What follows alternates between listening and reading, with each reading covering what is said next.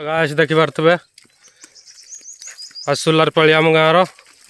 आज आम पाली आम दादा घर पाली जंगल जंतु सब फसल खाईदेवर सोलार तार देखा गोटे छिड़ी छिड़ा जाइए तार किसी सामान नहीं आम प्लास तार सब किसी सामान नहीं बैग भर रखीचु यही भिडटा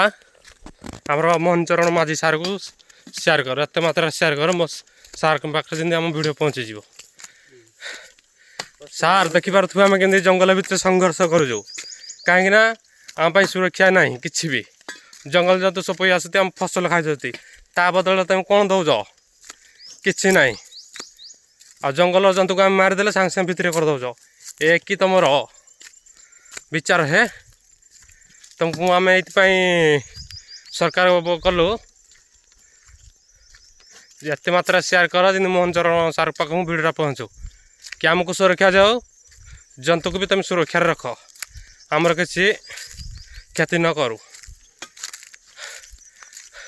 आम धान चाष भी कर 90% रु 30% चाष कर 50% कहीं करना 50-60% मोहन चरण बाबू को भिडटा सेंड कर जय जगन्नाथ बर्तन रही।